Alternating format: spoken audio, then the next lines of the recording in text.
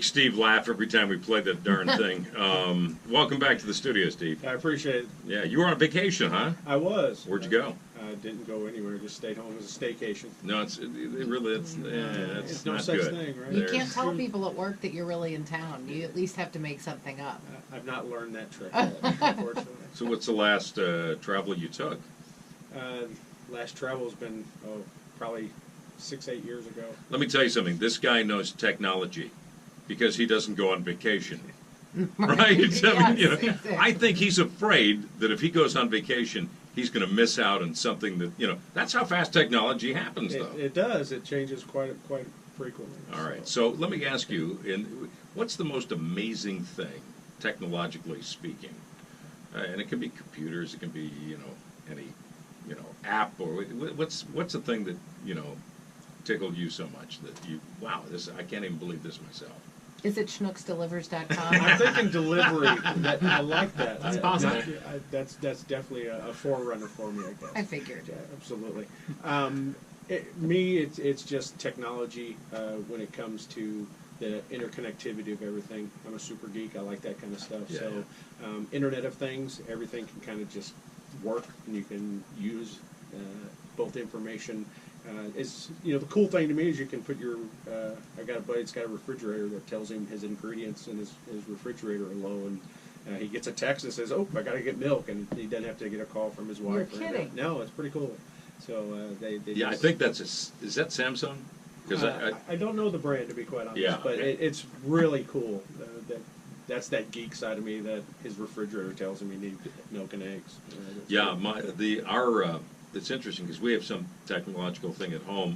When we put plates into the dishwasher sends me a text that says, "These plates are clean when they went in there."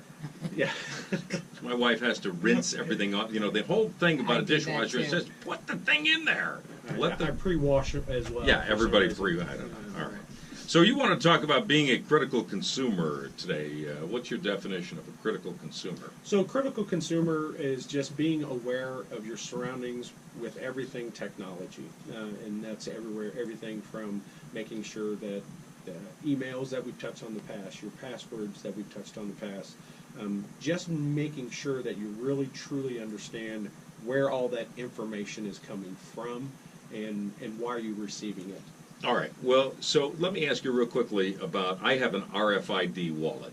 Okay? Okay? Now, I never would have, it's a cool wallet. It's right, I got right here. It's an RFID. So I What look does at that this. mean? It's radio frequency something. I don't know what Radio frequency identification. Oh, okay. And basically, think of it as if you know what a Faraday cage is.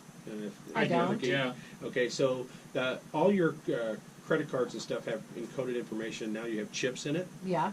There are readers when you go to the grocery store and you put it up again there, it reads it right. Mhm. Well, they have mobile readers, so someone can walk by your wallet and just kind of brush up against your Oh, a bad guy. a bad guy and get all your credit card information. So these special wallets have, for a lack of a better description, a metal plate that encapsulates your wallet so that reader can't see through, kind of like And that Superman works? can't see through lead. Exactly. It works? Yes, ma'am. Wow. Yes, ma'am. Well, I don't know that it works because I don't know how it works. Well, I've been trying to defraud So you. you've not seen anything on your credit No. card statement at this point, so maybe by That's default. good. right? Basically, Guy, if somebody walks past you with like a bag or a backpack and they kind of go past your your Rear back end, pocket or something, yes. they might be trying to scan, and they can do Absolutely. the same thing with key Absolutely. cards to get into buildings from what I've seen, right? Absolutely. So Correct? anything that you use that oh wow, this is a cool thing that you just put up and it just unlocks a door. There's a reader that does that, and they make a mobile version of that to clone. So if they know where you live and they know you have an access card, they can clone it and then get into your building and or doors. It's amazing. And now I have seen where they do the clone of the payment at a pump for a gas station. Absolutely. Oh, yeah. And they put that device up there, and it just sort of attaches over the real deal. Absolutely. And it reads your card as it goes in there and relays the information somewhere else to a remote location, I guess. And they also do that with your keys when you unlock and lock your car door. Uh, They can actually clone that if they're in Oh the my right God. stop distance. it. So there's Hold on, I'm going to wrap myself in foil. Hang on a second. Let me get my tinfoil hat out. What about storing your passwords on your computer? You know, like if you go to a website to order something and it says, do you want to use a previously stored credit card? Is that a bad idea?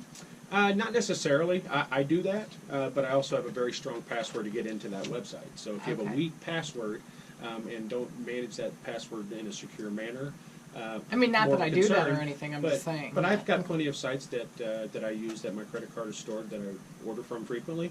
But I also have a secondary layer there, is I've got a card that is only used for that. So my main account is not linked to the cards that I use online. Hang on, let me get into this here.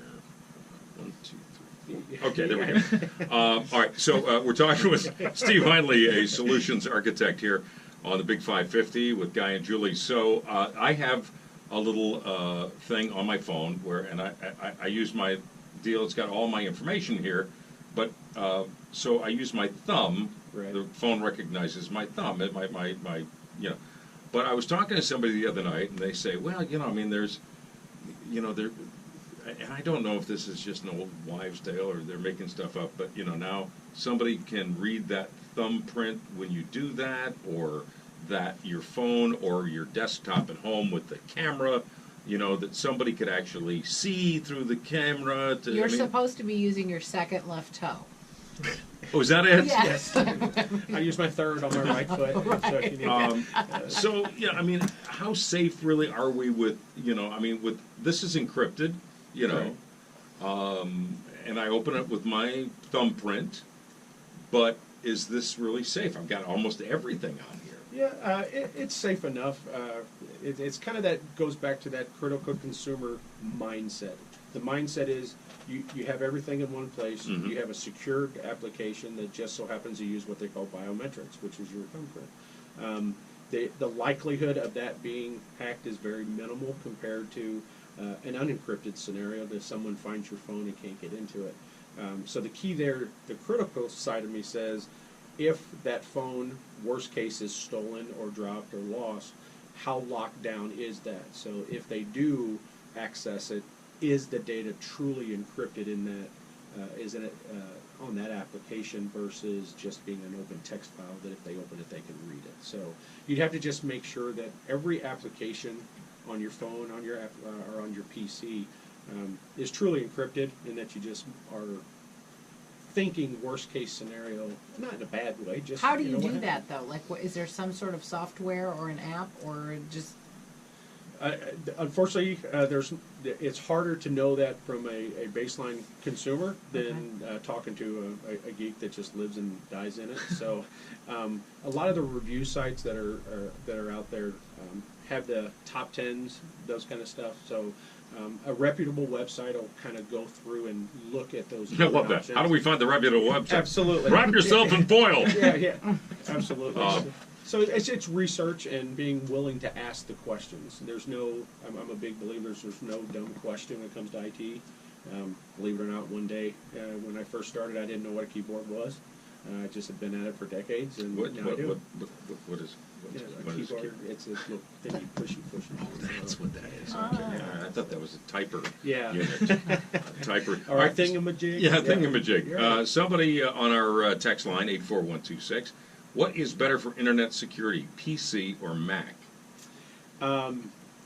Very broad Question. Very broad answer is back in the day, Microsoft or PCs are more susceptible because majority of people had them. So Yes. the hackers built and wrote code for PCs for viruses and stuff. Mac is less susceptible to that because they are now it's what they call a proprietary operating system, meaning they own it. They don't let anybody kind of use it. Where Windows opens up what they call their source code for third-party developers to write stuff to add or to interact with Windows. So Mac is, in my opinion, is going to always be better when it comes to security. Is for the simple fact it's a proprietary operating system, and they don't open their source code to third-party developers. Everybody has to get Apple's approval and go through a review process, whereas a PC-based system doesn't. Yeah, more. There's so many Interesting. questions that I've got for you with respect to the cloud and where we store our information and how do we keep it off-site or so we'll save those for another day. But I love when you come on and St. Louis, if you want to get in touch with these guys now, again, SumnerOne, I like to give you a little bit of a build-up. You don't just do computers, you do a lot of other things there. Absolutely. We're a 60-plus-year-old organization that has started the days with analog copiers. So basically anything from copier, print, technology, internet access, voice over IP phones. If you have a technology need, reach out to SumnerOne and we can help you. All right, ladies and gentlemen, stand by because this is really a very, very unique and difficult to understand website. Please. SumnerOne.com. There you go. I just it's encrypted. It's hope I totally can remember encrypted. it. Yeah, Steve. SumnerOne.com. Thank you very much. Thanks, Appreciate it. Steve Heinley, the solutions architect at Sumner, SUMNER1, and Tech Talk with Guy and Julie, 4:33.